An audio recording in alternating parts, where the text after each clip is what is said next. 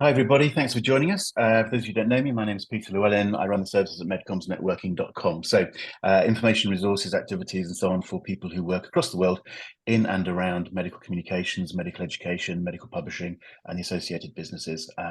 And you'll find lots of activity, lots of resource. You'll find lots and lots of videos based on webinars like this over at NetworkPharma TV. And a particular shout out to the people who want to come into MedComms, maybe as a medical writer or an account manager, whatever. You'll find a lot of information over at firstmedcommsjob.com and so on and so forth. So there's lots to go and have a look at if you've not already had a look at it.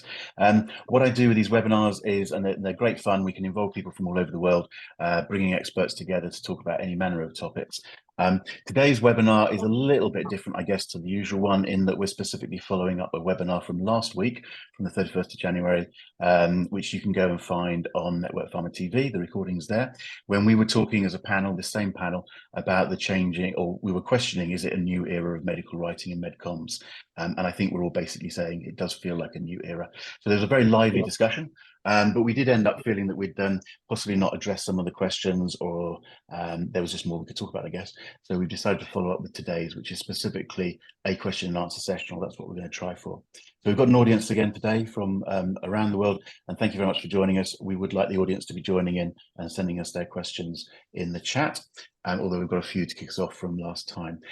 Just to set the scene again, can I do what we always do and have an introduction from everybody? So just as usual, we'll go in alphabetical order. Annette, can we go with you first? Just tell us who you are and where you are, what you do. Thanks. Welcome, everyone. It's great to be here again. Had a really nice discussion last time. So my name's Annette Keith. I am Executive Scientific Director at Langland, which is part of the Publicis group. So I lead the medical writing function within Langland. I've been in the industry almost 20 years, and I'm very passionate about medical writing, the value that medical writers can add, and how we're kind of evolving for the future. So looking forward to another good discussion today. Excellent. Thanks for joining us. Ellie, you're next. Eleanor Steele, tell us who you are and where you are and what you're doing.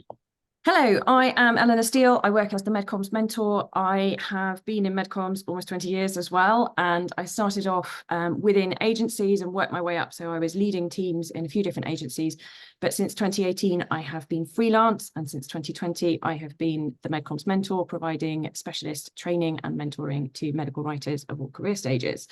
So that is me. Thanks very much. And Liz, who are you, where are you, and what you do? That's like a game show. Hi, so I'm Liz Stutz. I'm originally from the UK. I moved to Switzerland about 15 years ago to train as a medical writer. And then 20 years ago for the medical writer training, but I've been working as a medical writer and then moved into more the account management side and the strategic side of things. And then a couple of years ago, I took a jump to the other side of the fence. So coming from a long agency background, then now working in-house, setting up an internal kind of agency model inside Roche of medical writers. So yeah, that's me. And excellent, thanks. Oh, sorry, and I was going to say there seems to be a sweet spot around 20 years, doesn't there? Although I have to say I've been around a bit longer than that. I'm the old guy in the room sort of thing. So great to have you. Lots of experience and some different perspectives here, which is interesting, hopefully. Liz, I'm going to ask you to do what you did last time and set us the scene a little bit. Are we entering a new era of medical writing is the question, and you have a number of points to for us to consider. So let's start with you again, set the scene. Thank you. So I'll do the condensed version, hopefully. It felt a bit this year like we were on the cusp of something as we started looking to the kind of what was happening and looking at things coming together. It's not just one thing here or one thing there. It's kind of the confluence of multiple factors that have been happening for a while, and some of them we know about and some of them maybe we haven't quite seen how fast they've gone along. Things like obviously AI and Gen AI particularly, but we're going to try and keep away from that today, hopefully a little, and talk about the other things. So omnichannel is the buzzword, digital transformation in general, also the way that pharma companies are working, who are generally kind of the biggest clients for medcoms, the way they research, the way they produce, and the way they launch new compounds and therapies, in fact, not just products in the old sense. So lots of different things changing, also the way we work as people, post-COVID, more remote, different places, and just generally the way we engage with customers, which is, obviously HCPs and public and patients. It's all changing because the world is changing. And I guess the question is, medcoms and pharma traditionally have been a long way behind the curve, but where are we, and when is it actually going to really bite? Excellent. Okay. So look, you've said, we'll all say, and I want to repeat the fact that I'm not wanting to spend 45 minutes just talking about AI, which did end up dominating the conversation last week. But, but it is a big thing and we can't ignore it completely. Yeah.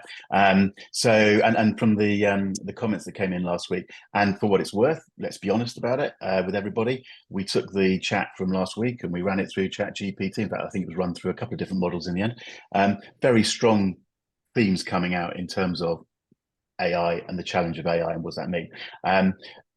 If we take a question just simply as it was put to us last week, do we think the medical writing industry will shrink as a result of AI coming in?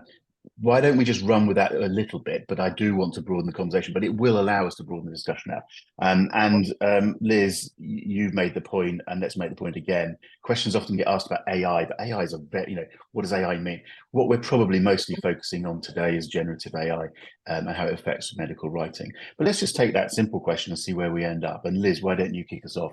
Is the medical writing business going to shrink because of, let's be specific, generative AI? Just give us your first thoughts. First of all, my first thought is I've just remembered I need to just clarify that I'm speaking on behalf of myself today, and not in my capacity as a person with Roche. This is all my opinion from my own experience, just to be completely transparent. Fair point. Fair point. I think it's going to massively change how we do things. And I think in terms of the Gen AI thing, I think we have to embrace the fact that it's a tool that we have at our disposal, and that ultimately clients will be less happy to pay for something that they think they could do themselves. Well, they've always done that anyway, but that they think they could do themselves with AI. So I think we have to understand it's probably going to put a cost pressure on what we do, and also probably a personnel pressure at some point, because overall there'll not be as much work to go around. And then how many people will we need to do the same things? I think my biggest concern is that it will take away a lot of the, I said again, sorry, but grunt work from medical writers, the stuff that actually is what earns us the money. It's a bit like in a restaurant, it's not always the food that earns the money, it's more the alcohol and the markups on things that are kind of pass-through costs. In the same way, the artistry of medical writing will still exist, the creativeness and the ability to produce something wonderful, but a lot of the thing that the padding that goes around that to make it worthwhile doing will kind of maybe be taken by AI tools, and not just generative AI, but also just general digital tools that make things so much more, productive and so much faster. Okay. That's my opinion. Okay, which is great. And I mean, it was interesting as you were talking. There's several directions we could go in. Points you made in there, and we'll pick those up in the conversation. But let's just keep this a little bit sort of high level at the moment. Annette, go on. Tell us from your point of view at Langland. Is AI going to change I don't know, the numbers of medical writers and the types of medical writers and so on? Let's just keep the simple question. I think at the moment there's seems to be plenty of work. So I think that I agree with Liz. I think that we have to embrace it. We have to use it to be more efficient. It would be unethical for us to charge our clients to do something that it takes us 5 hours to do that we could do in a minute. That wouldn't be the right thing for us to do. So I think it's more about the changing nature of the role and dialing up other aspects of the medical writing role than some of the, like as Liz called it, the grunt work. So I think it's more of a change than a kind of downsizing. But I mean, as the world evolves anyway, we used to do things, everything was done by post and everything took forever, and now you can just email things back and forth, so things happen more quickly, and then the expectations become that you do more in less time. And I think that probably the same thing will happen. Exactly, and the workload just seems to get bigger and bigger and bigger, sort of thing. So the technology seems to open up the work rather than close it down, sort of thing. Again, just keep this fairly high level. Ellie, what's your view on that question? Yeah, I think it's about how things are going to open up what is possible. Something that I have seen talked about in terms of publishing is that there's the capacity to do things like AI generated audiobooks, but that doesn't mean that everybody's going to want an AI generated audiobook. Some people want to hear a proper narrator, and they want to have that kind of personality behind what they're doing. And I think it's quite similar in terms of medical writing. We're going to potentially have a broad range of things that could be done by AI, but some people are going to want the bespoke version that's actually kind of done by humans and have that interaction and have that sort of capacity to enhance it with that human touch. But also it's possibly going to end up meaning that some of the stuff that we spend a lot of time doing can be done by AI, which will open up other things that we haven't necessarily even thought of or haven't explored because we haven't had the capacity or the tools to actually make it feasible. So I think there's going to be a change in the kind of work that we do. I don't know what that's going to mean in terms of the workforce, but I think it's possibly going to enhance the creative side and have more of the grunt work, as Liz was saying, taken over by AI. Okay, let's just pin you down a little bit more, because we're talking, quite rightly, that's my question was quite at a general level, but let's be a bit more specific. And we've got Anonymous coming in with how are you actually implementing AI in projects? Just be a little bit more specific. And again, and I'm going to start with Ellie and go backwards. Can you give us a couple of examples where you see, let's stick with generative AI, having an impact already? Can you see areas where it will have more of an impact more quickly? There was, and just to feed you a line, there was a question specifically last week about that this person was thinking the publications type businesses at higher risk from AI than more creative brand comms. So again, that was a sort of a flavour, the sort of question. Just give us, each of you, just give us a little bit of a flavour of how you see it actually working in practice now, and then the impact it might have. Yeah, so I think the publication side is definitely somewhere that AI could be incredibly useful and save a lot of time. So when you're thinking about the introduction to a paper and you're sort of summing up what is currently known about a particular area, having an AI tool that can kind of just pull together, these are the main points, so that you've got a starting point, is an incredibly useful thing to have, because I know any writer is always a little bit kind of apprehensive at the blank page. And so having something that gets you started and can give you the starting point to go and do some further research, rather than having to kind of go, so what am I searching for? What am I thinking about? I think that's incredibly useful. But also reframing what you've got for different audiences. So plain language summaries, or taking a paper and summarizing it for different HCP audiences. I think those kind of things could be done by AI much more efficiently than getting humans to do it.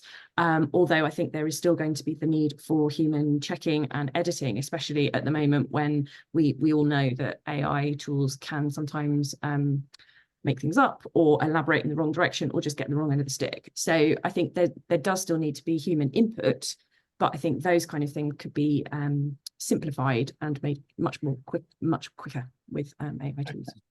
Okay, and we're all nodding away, but again, there's a lot of ground covered in there. Liz, let's go to you, and that some of what Ellie's just been talking about feeds into what you talk about in terms of you within a pharma company, or someone within a pharma company, centralizing information and then spinning out in different directions in different ways much more easily with the use of AI tools. But again, do you see areas where it can have a quick impact and maybe where it be having an impact over time? So I think one thing where what the key to emphasize here is, because AI is in its kind of infancy in adoption in pharma particularly, and because of the caution around accuracy in data and letting kind of confidential data out into AI tools and things, obviously there's kind of a long lag phase in terms of companies trying to develop their own in-house solutions instead of using ones that are on the open market, because obviously there's a lot of data exchange.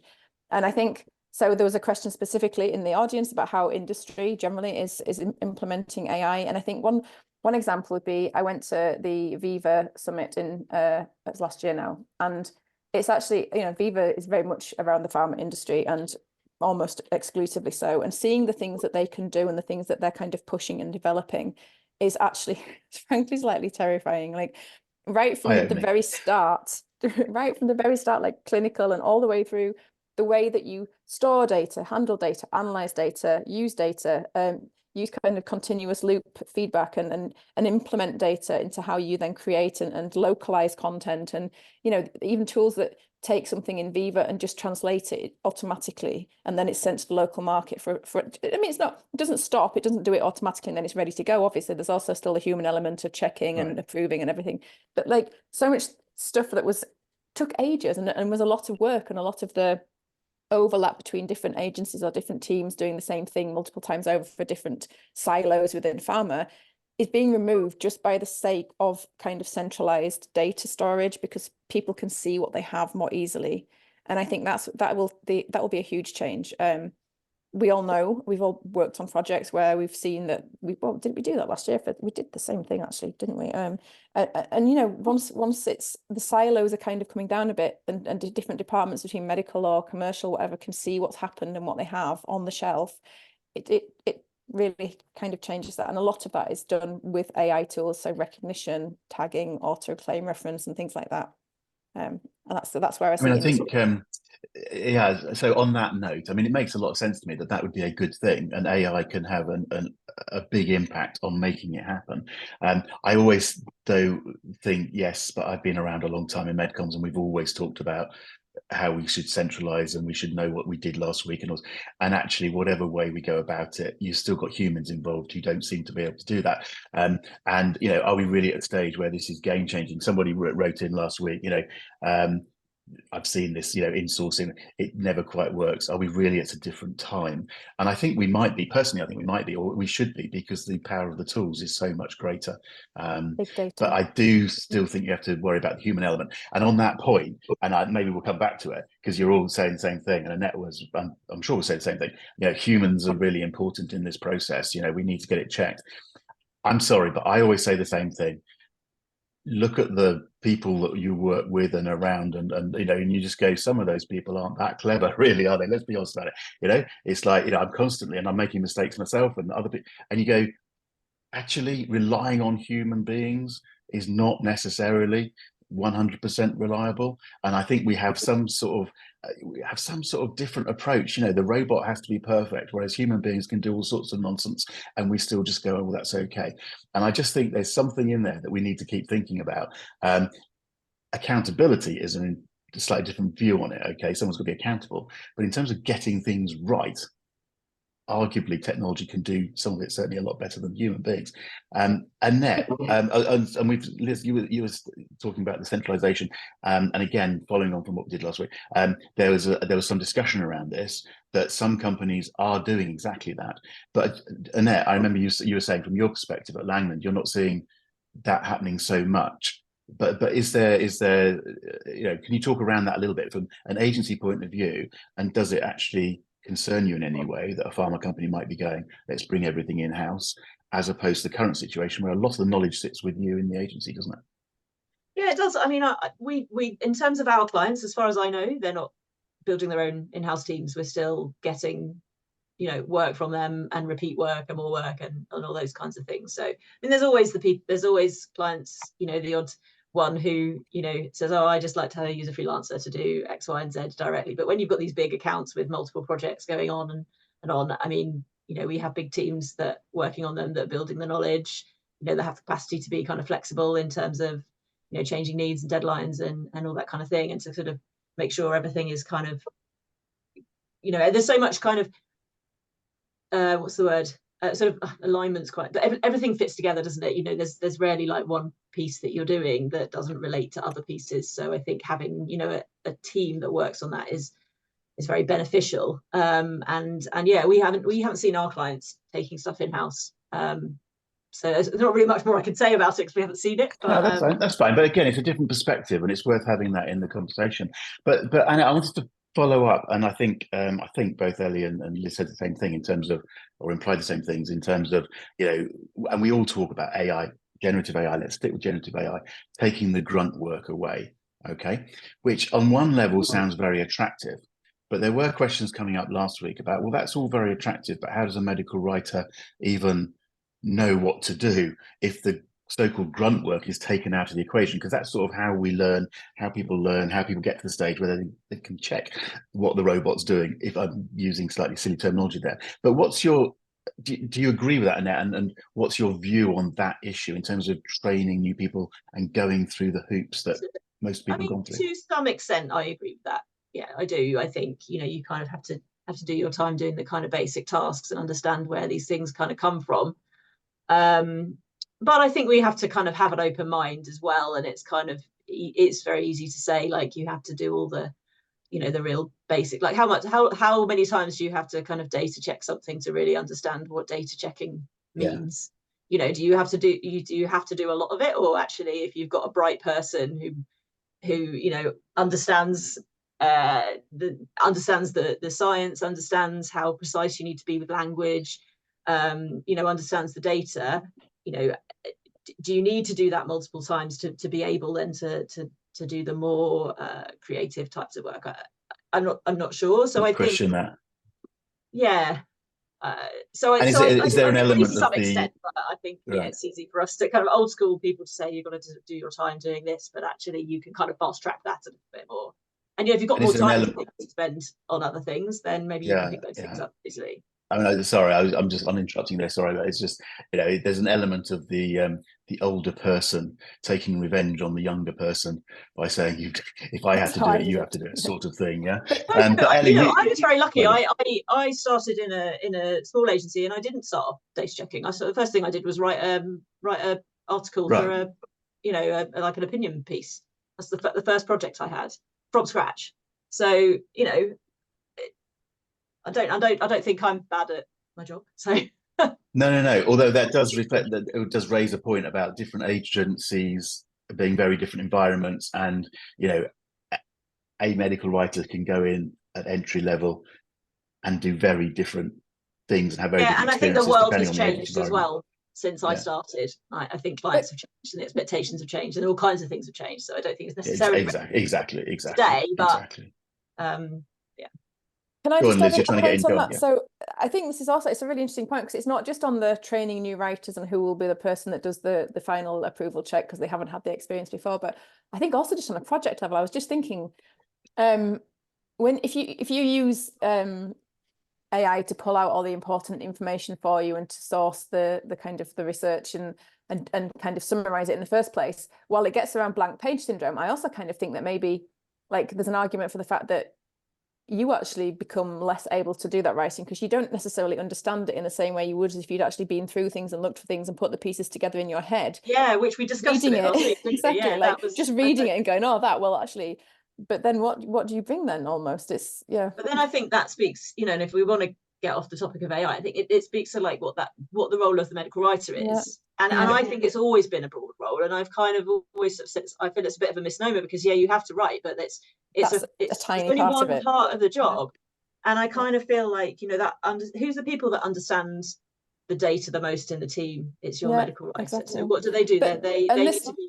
So somebody just put a question in the chat about if you, Alan Thomas, if a simple light bulb thought, if all companies use the same AI platform, would the same data publication be output together? Would it be the same? And this is kind of the thing, isn't it? Because while there is a sameness to how AI kind of handles things, and you can kind of see the linguistic like marks and ticks of AI, actually no, because it totally depends on who was making that, who's making the storyline, who was prompting, and also we all did kind of chat GTP on the questions from last week just to see what it'd come out with, and they were all totally different. So I don't think it doesn't make there were similar themes, but it wasn't presented in the same way. The way and the weighting and it was different. So just a simple example like that. I'd also like to go back, Liz, to the point that you were making about if we're starting with an AI generated starting point, does that mean that people are going to be losing the capacity to kind of search? I would say the same thing could have been said when PubMed came along. And or Google. Or Google, and this is going to stop people being able to research. I think it's actually just changing the way that we research. And if we're not using that, then it's going to mean that we're at a disadvantage.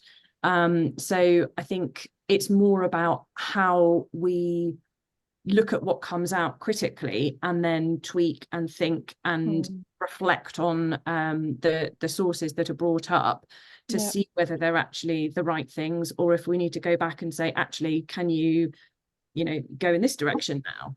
Well, I mean, there's no doubt, is there, that like obviously if the internet was turned off overnight, like nobody would be able to get home from the pub without like maybe that one, but like nobody can navigate, nobody knows like how you cook things anymore, doesn't have a recipe book because you just Google BBC and like good food or whatever, and then that's your dinner. So I think it totally changes the way we all behave as a tool, the way we behave in everything. So and I think it's inevitable that we will have to change. We will have to change our mindset and work with different ways. I always think of it's a very tired example now, but the Blockbuster kind of moment when they decided that they weren't actually going to start doing online streaming because everybody likes videos and it'll be fine. And then along comes Netflix and bye, nobody knows who Blockbuster are anymore. But like, I guess this is the thing, we need to see what's on the horizon and see what's coming and not be stubborn about where we are in that, and work out how we find our niche in the new world and in the kind of the way forward. And how we use it sort of judiciously as well. You're right, I think it will change the way that we search.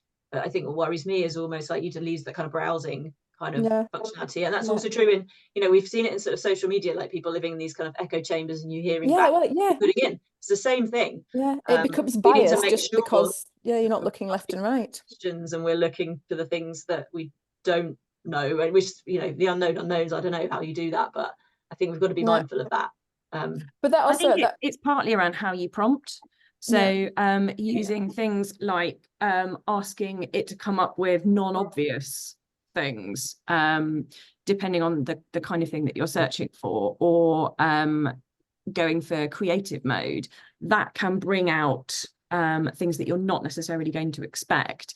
That's not always going to be appropriate depending on the type of work that you're doing, but it can kind of be a nice way of broadening your perspective when you are doing that background research. Someone's in the chat asked if it's likely that the role of the medical writer is going to evolve into a medical editor. I kind of would almost say like almost the other way around, because I feel like the language capabilities of things like ChatGPT, I think I'd be more worried about being an editor than a writer, because I think the writing role is very broad, automated maybe. Whereas actually there's no doubt about it, you know, ChatGPT etc. can write well. Okay, so I guess what's behind that question is the idea that increasingly the tools will write more of the content, and what's important is the human QC, fact-checking, editing side of things to make sure it is right, and that leads you to think about editors. I mean, I think one of the problems with these sorts of discussions increasingly, and it's probably been true for a while, is the terminology is probably just getting out of date. You know, do we really want medical writers, medical editors? Are you seeing any change in? I tried to change our job titles years ago. I had a proposal because I kind of felt like medical writing was too broad, but you know, because it's such a regular term, people know it didn't really go anywhere. But I kind of feel like it's more about, I talk about content development, because I think also there's all the visuals and stuff that you put on a page, and again just to sort of try and spin out of AI, I think one of the important things that a writer can do is to be able to as we're developing more creative kind of content, as we need to grab attention even in medical affairs, even in the kind of very scientific side of things, there's a need to, you know, do perhaps more creative work to, you know, make an impact, and it helps also explain things educationally. So there's a need for that medical writer who understands intricately the data to be able to translate that into something that a designer, a creative can then use to come up with a nice visualization or concept. And I think that, you know, even if you have AI, it's never going to be able to explain it in the same way to somebody who's not a scientist. That's not their skill set. They've got a very different capabilities and skills and experience that you really want to leverage, actually, because, you know, no one person can do everything. And I think that that's one of the real benefits, is being able to have that dialogue between those people with different skill sets. And that's where the writer becomes like critically important, because they're the ones that really understand the nuances and can say, oh no, that's not quite right because it doesn't quite reflect the science. And we as humans, we still have a huge advantage over any sort of machine, because we can still do emotion, we can still do sympathy and empathy and things. Like, I think content strategy and that direction of understanding who you're talking to and what they're kind of what matters most to them and what part of their journey they're on and how they need to engage with different materials, different data at different points. I think that's probably where we need to evolve to. That's what we need to make our job, and maybe that it goes with the name change. But I think that's exactly what humans who have possibly already been medical writers or want to be medical writers should be looking at. Like, how do we then insert ourselves in the kind of the content ecological landscape of what's happening, and where do we find our niche to actually provide something that AI and that technology can't really, the human interface. Again, just picking up on what the questions that were coming in last week, they were talking about, surely medical writers are trained as critical thinkers and AI can't do that. But just as you're talking, Liz, I'm sitting there thinking about some of my conversations with ChatGPT, and certainly there are trials now which have shown that, a lot of people can get quite a lot of empathy out of a chatbot. So again, I suppose all I'm saying, all I'm thinking as you're talking is, maybe it's not quite as clear cut as that. And actually, a lot of people, what is, empathy and so on, what does that mean in reality? And if someone is sitting there chatting to a chat box and doesn't realize it, that sort of does your head in a little bit, but it changes the thinking, doesn't it? And sorry, I'm going to stop there, because you're. Have you got a point? It's getting better at recognizing. But you'd still argue it's not the same. Well, I don't think it can be, because it's not actually thinking. It's not actually reflecting on a moment in its time when it had something similar. It can recognize patterns of language. It can recognize words that are used, and it still is like data in, data out, essentially. So even if you had a massive data set and large models, like, it would still only be able to work on the experience that it has. And by definition, it's not coming up with anything new. Yeah. By definition. And that's where, like, it can be really close, and it can be really, it can by chance, like your horoscope, fit really well, but it can also make a complete, like, if you ask it, it works very well on things that are very regular, and it recognizes the pattern, and it understands what this is likely to be. But then human emotions are messy, especially around disease and therapy and treatments, and they're not things that, I mean, even two people undergoing the same procedure in the same way, they're likely to have slightly different variations of the same thing. So I think humans will still be better at that for a long time. It's a bit like regression. However, isn't it? I'm sorry, I'm going to cut, because I get a bit excited about this sort of stuff, because it sort of assumes that again, human beings are great and they do all this stuff. I can sit there in front of my GP and get no empathy, no anything. I'm just being shoved out as fast as I can. If three of us sat in front of the same GP in every 5-minute interval, you're not getting those variations. And I can sit there with a chatbot and I can ask in my own way anything I want, and I'm in a conversation which is very personal and can be very, very empathetic if you look at it like that. And I just think it's just a different way of thinking, but it just recognizes that human beings aren't quite what we all want them to be. But yes, but there are also lots of human beings that recognize in themselves that they're not very good at emotional connection, and that have to learn rules and recognize patterns to be able to then front that as well. And there are also, to be able to deal with it. Yeah. And there are also people that are good at things and bad at things anyway. So I think what the best medical writers that I've ever had are the ones who just get it. And there's not much you can actually even say. There's not much you can train there. It's like understanding what's missing, understanding what you need to actually achieve, what the aim of the objective of what you're doing is. Lots of people can sit down and write something, whether it actually meets the goal of what you need. That's rare, and that's what makes a good medical writer. Somebody who listens to the brief, understands it, reads between the lines, understands the context of what they're doing, how it needs to engage the reader, what the ultimate objective is, even if that's not the full written objective or the full external objective. And that, I think, would be very hard. And in the same way, it would be, even if you were prompting any sort of AI to do that, you would still need to understand that yourself in order to be able to ask it to do what you want it to do. So I think that's where we can still excel, and we can still find our place in this kind of new ecosystem. This is very AI dominated, I know, and it's but equally AI is just intruding on everything. But what I was going to say was, again, a comment. I'm just reading some of the stuff that's coming. You need to know what good looks like, and there's a danger that we just go, anyway, the computer says that, and so on. And that's just a point that's worth maybe sharing. It's just quite a nice point. Mediocrity we talked about, and there were questions about mediocrity last week, I remember. You know, and I certainly have a view that it's surprising how many people are happy with mediocrity. And if somebody says, let's just take a very simple, stupid example with PLS. You know, we have to have a PLS for every article. If there's a cheaper, more efficient way of producing lots of PLS very fast, why would the procurement manager not expect you to take that route? And AI takes it to a different level, but the principle is there, isn't it?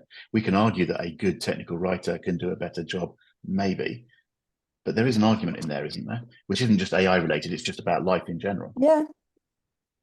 I think as well, maybe then there is actually even an advantage, because if you're wanting to do plain language, then using large language models that uses the most common language and doesn't go out, like, I think one thing that writers always struggle with is not using the big words or not using the technical terms, because it's just so in our DNA. We've learned it forever. Yeah. Taking it out almost feels like an insult. So a machine can do that really well, because it has no attachment, no personal like preference over whether you use that word or that word. It's just a word, and it spells it out very quickly and simply. And I think that's exactly what that actually plays to its strengths there. And even if they are the same kind of, or they look samey, then that's actually kind of good, because it means that the people you're aiming it at don't have to every time find it, like, orientate themselves in a new structure or a new way of writing something. It's very consistent. So yeah. I think there's also the opportunity for not exactly complex language summaries, but sort of more targeted summaries. So you can kind of go in and say, well, what does this mean for me as a hematologist or whatever, and have the kind of nuances pulled out from sort of data and papers in a way that's much more targeted to the reader, rather than just a general thing that's kind of supposed to be doing the same thing for everybody. I think that's something that hasn't really been explored, because there just hasn't been the capacity in the past. Yeah. Again, one thing that I think is worth making the point of is we're talking about medical writing. We're talking about medical writing in MedComms. That's a broad enough, you know, spectrum of activity, and we all differ a little bit on how we define that. Medical writing is a very, very broad spectrum of activity, and you know, I can certainly, I know there are medical writers who are losing their livelihoods because actually their sort of medical writing is being done by machine. I just wondered whether we can try and come at this from a slightly different point of view and talk about the changing working practices and so on, and the fact that changing working practices, digital solutions, whatever, mean that we've got a global population of people who can do medical writing. Medical writing hubs are developing in different areas of the world. Maybe that brings with it its own set of training challenges and resourcing challenges and so on. But that, for me, is a big change in the last 5 years, is that medical writing it's broadened its scope, but it's also just broadened its the participation of people from different parts of the world and different coming from different backgrounds. Blah, blah, blah. Have you got any sort of comments on that, or am I leading us in the wrong direction there? Anybody? Liz, what's your experience, and because I think I'm right in saying that you are looking at bringing people in to medical writing in very different parts of the world than you would have been possibly a few years ago. Is that right? Yes, absolutely. And part of our aim is to open careers in medical writing up in regions where it wouldn't have been a thing before. And I think, you know, we've all been very lucky, us in this group anyway, that we were all native English speakers. And I mean, I certainly wouldn't have been living in Switzerland, living the life I am now, if I hadn't have happened to be a native English speaker. And pre-Brexit, you know, it was wonderful. But I think that, and also this, I mean, we have to be honest, that also comes into things like Brexit has been a really difficult thing for trying to recruit native speaking medical writers, because it becomes very complicated. And now with language models and Gen AI, the actual language skills becomes less of a critical factor, because there's a lot that you can get by without needing to worry about so much. And also for, you know, the advantage of having people that spoke second languages and were medical writers, that's also kind of, that advantage has gone a bit, because you can do it with just translation. I think the thing that I find really good about that is it kind of levels the playing field a bit. So scientists or doctors or pharmacists that are leaving academia and want to, and, you know, have the same thing that we all do, where you're like, I really like the science, but I really don't like the lab, or I really don't like the patients. Like, wanting to do something with your background, but not knowing what comes next on a traditional, like your career path, medical writing is still a great option because it gives you the ability to use your science and use your critical thinking and use your, I don't know, hopefully empathy and your kind of social skills to do something constructive, but you don't necessarily always have to be then a native speaker of languages, because you can use AI to some extent to help you with that. And I know we all got a bit upset last week because it is very close to our hearts that we all think that our language skills are like the be all and end all, and that's really critical to everything we do. But if we're honest, it's becoming less so. And I think that does open the doors in different hubs and different countries. And also economically, there are advantages to being in different places sometimes. So yeah, I think. What do you think, Annette, from your point of view, right in the, oh, sorry, Ali, go on. Sorry, I'm going to go to Annette first, sorry. So, okay, I'm going to come. Yeah, go on.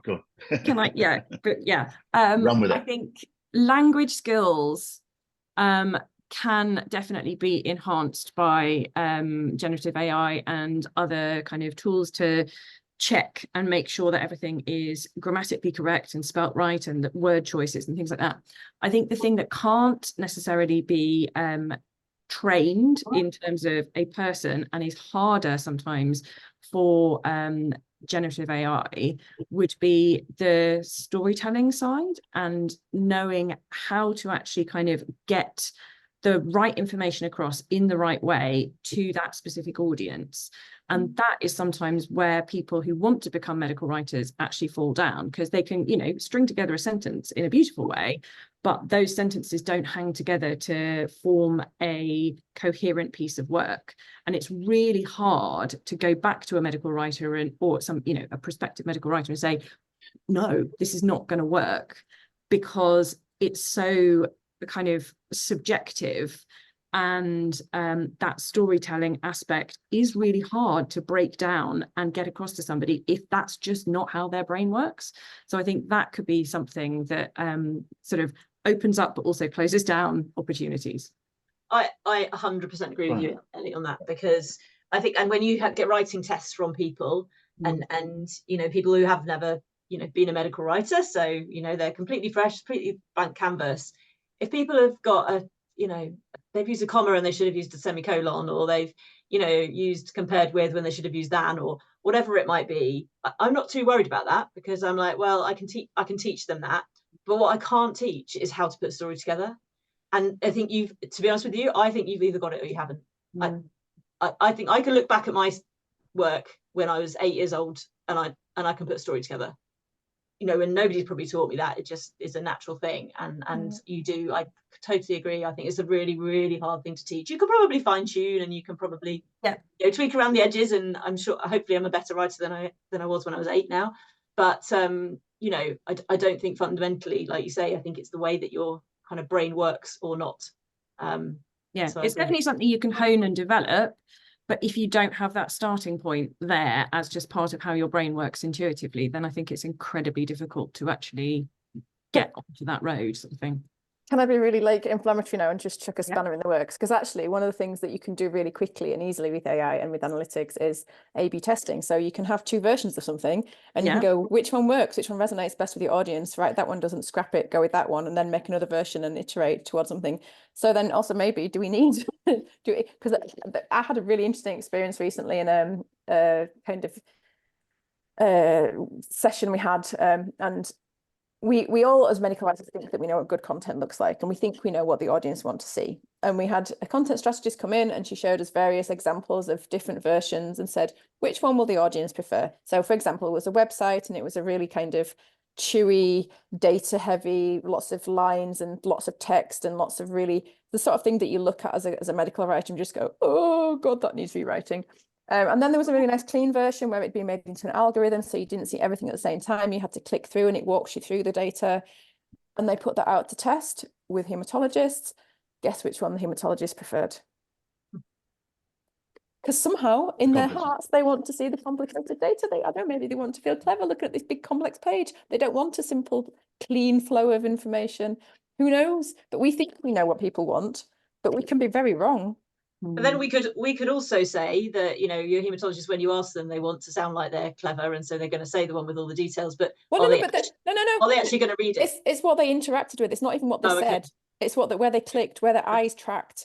It really, like, it's, and that's the thing, it's not, because I agree, people say what they think they should say, or they want to appear like they, oh, I'm very lofty academic, of course I like the data. But actually, the thing about, you know, using content ecosystems is you can see how people interact with it, and they don't even realize you're looking. So a similar thing though, you know, with, and I think a lot of people, and I still think it's true, but I think it's about understanding your audience and having those kind of deeper insights. But yeah, I mean, years ago, I remember everybody talks about bite-sized content, blah, blah, blah, blah. And we asked a bunch of like doctors what they wanted. They're like, you know what, actually, I really want the hour-long webinar when you're actually discussing in depth this kind of paper. And everyone would say, we must do bite-sized. We can't do anything longer than 5 minutes.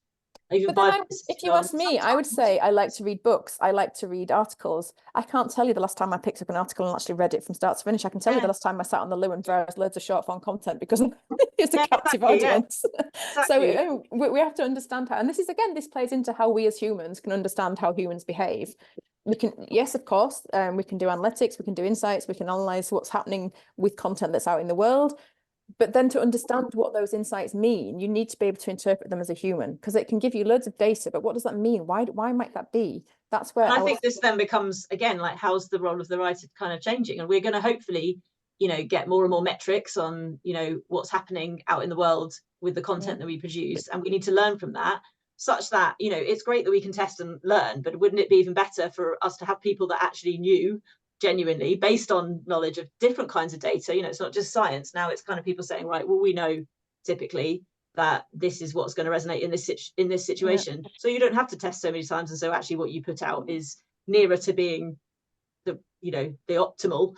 Well, but do you? Because actually what we should be looking for is knowing our customers kind of dynamically, and not just at the time that we think we know, but because our customers change and their age range changes. We discussed last time, most HCPs and opinion leaders are now kind of digital natives or becoming so, and people evolve as well, and we evolve the way.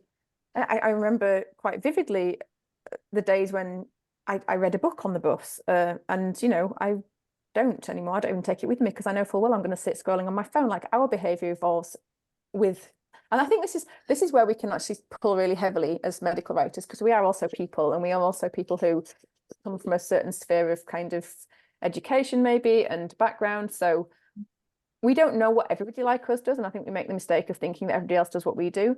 But we can add some context to, like, is this likely to be in the right place at the right time for this person, or, you know. And then with the insights and data to back it up, I think we can really help to design, to not just write stuff, but get it read and get it digested and understood. And that's where I think we can advise and offer that role, the strategic role. I can't just go on. There's a question on the chat asking about what AI can and can't do. And I just wanted to say, there's a really good Coursera that's, because people were asking last week, what's free? What can I access for free? Right. On Coursera, there's a course about understanding AI or something. I can't remember the top of my head what it's called. And it's free. You don't get to do the assessment then. But if you just want to access the course materials, it's completely free. It's about 3 weeks or 4 weeks of learning, I think. It's by somebody called Andrew Eng, I think, NG. I would recommend, if you want to understand what AI can and can't do and the basics of AI in a very scary lay sense, go and watch it. It will open your eyes. Sorry, Peter, carry on. No, I'm just wondering how someone watching the video is going to find that. I'm going to share it in the chat now. Okay, and maybe if you do it quickly, then maybe we can say it out loud for the person watching the video, sort of thing. There's a couple of questions coming in about patients and so on. I mean, and that was what was going through my head a little bit when you were talking just now. I mean, this empathy, this understanding what the audience wants and so on. But in the last few years, a lot of medical writing, content creation and so on has been influenced very heavily by actually putting patients around a table and asking them and getting involved in discussions on. And again, a bit, I think, like Liz is saying, we make assumptions about what people want, and we talk a lot about doing what people want, but actually it can be quite a surprise when you get the person in front of you talking about what you're doing, or user testing or whatever. We're over time, so I was hoping we could just finish on, and I'm going to finish with Annette, a little bit of a view on, because again we've had questions coming in terms of recruitment, new medical writers coming into the business. Are you looking for different sorts of people, different skill sets? Are you handling them different? I think Lydia was talking about, if all the grunt work's going, you know, what advice have you got for a new medical writer coming into the business? Just in a couple of minutes, just maybe finish off by talking about that. Probably going to end up probably repeating what I said last time, but I think I think what the world is moving so fast that what I am looking for in medical writers is people that are, want to embrace new things, that want to learn, whatever that is, and have that kind of proactivity and that kind of curious kind of mindset where they're intrigued about things and they want to understand. And actually that's true of science. So it's when I want someone that's not just going to take, read something, take it at face value and just be like, oh, okay. I want them to think, hang on a minute, that seems a bit odd to me. I'm going to look up a bit more information on that because it seems a bit strange, or I don't fully understand. It frustrates the hell out of me when, and it hasn't happened for a long time, thank goodness. Got a great team. When people, say, well, why did you write that? Oh, it said it in the paper.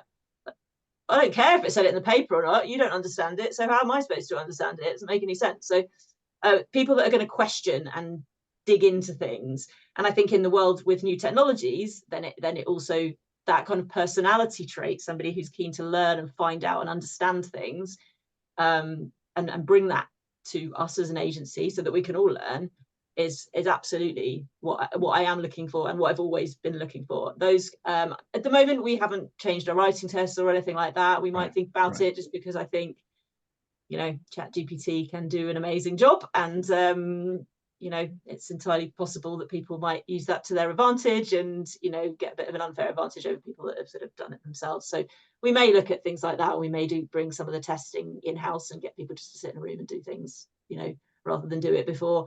I don't know, we're thinking about it at the moment, but fundamentally I'm looking for people who who've got a bright mind and who are keen to learn. Yeah, okay, I would also say that I don't think the grunt work has completely disappeared yet. It certainly hasn't, no, not yet. Okay. Just on that point,